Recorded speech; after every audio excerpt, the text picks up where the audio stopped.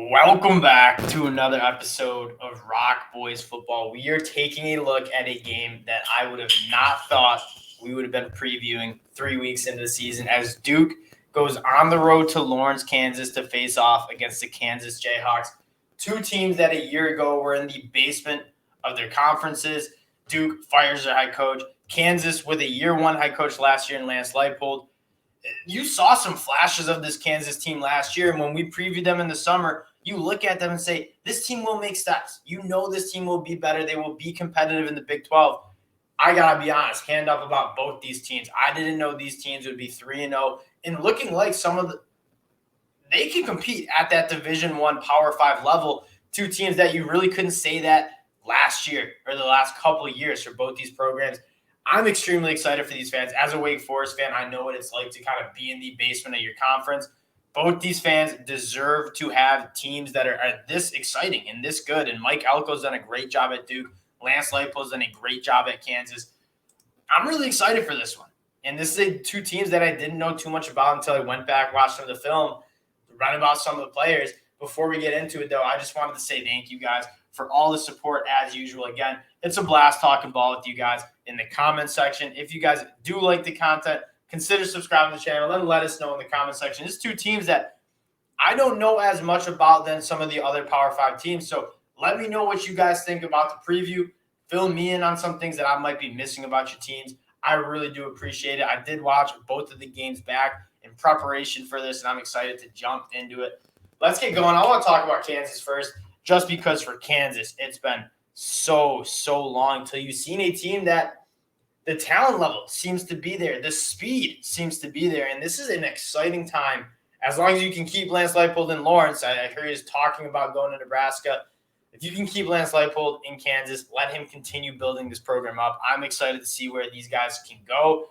Talking about Kansas, they probably have the most talented football player on the field in Jalen Daniels. When you go back and watch this Kansas offense, hanging a lot of points on some really good teams. This Houston defense that they played last year, they hung 48 on them last week. That's a really good Houston defense, 55 against West Virginia.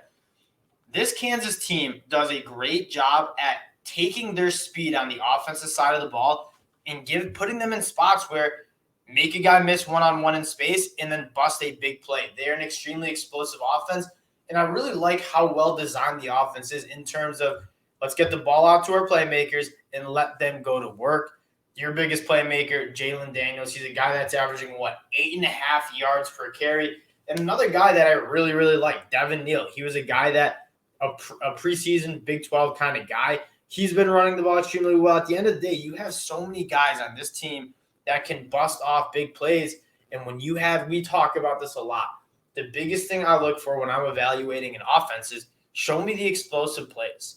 College football, it's really hard to go 10 plays, 70 yards, and not make a mistake, not make an incompletion, not take a sack, not take a holding penalty.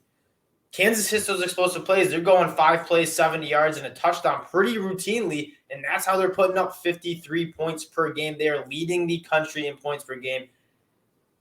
3 weeks into the season, Kansas Jayhawks are leading the country in points per game. What a time to be alive for the Kansas Jayhawks. You have so many playmakers. We talked about it, Jalen Daniels, Devin Neal, Henshaw, Morrison. All these guys are averaging 6 yards per carry or more. All these guys are getting touches. They're putting big plays on. And quite frankly, when you're looking at the line, Duke's only 7.5-point dogs. If Kansas gets inside of a touchdown, and quite frankly, I don't hate it here either at home, I think Kansas is going to be able to run up the score a little bit. Mike Elko and the Duke Blue Devils defense only allowing 14.3 points per game. That being said, you still have some question marks. They played Temple, one of the worst teams in the FBS. They gave up 23 to Northwestern, who we thought Northwestern might have been good after that win in Ireland against Nebraska. They just lost to an FCS school last week. And then North Carolina A&T. We haven't seen Duke go up against an offense like the Kansas Jayhawks that are this explosive. In Kansas, this isn't like an anomaly. You take a look at the 3 games they've played. The last 2 games on the road against West Virginia, who is a solid Big 12 program, you win that in 2 overtimes. Houston, you go out and win that by 18 points, a team that I picked to win Conference USA and make not Conference USA, the American Conference.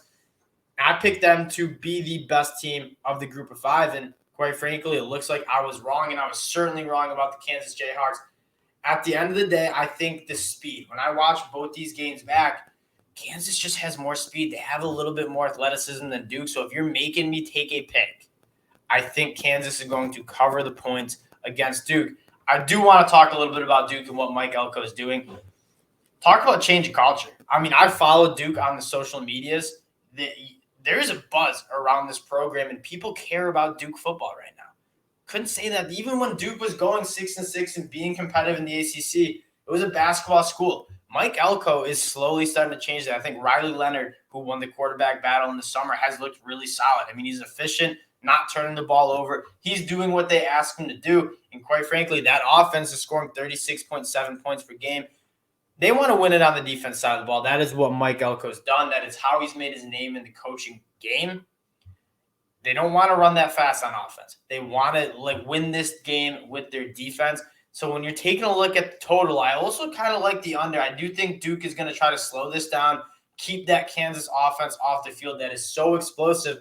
So if you're taking a look at making picks, I like Kansas to cover just because I think they're just a faster team. I know that's kind of a lazy take, but you go watch Kansas against teams like West Virginia and Houston. These aren't FCS schools. These are legitimate teams that can win Power 5 matchups.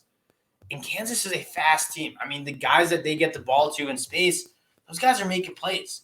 Duke, on the other hand, a little bit more of a hard-nosed team that likes to play inside the box. I think Kansas is going to be able to get the ball into their playmakers on the outside and let them make some plays and kind of out-athletic Duke in a way. Now, Duke, on the other hand, I still like this program. I think that I like where they're going. I think Mike Elko just needs some time to get the personnel that he wants. Both teams, I still are building out that roster. They're building out the personnel groups.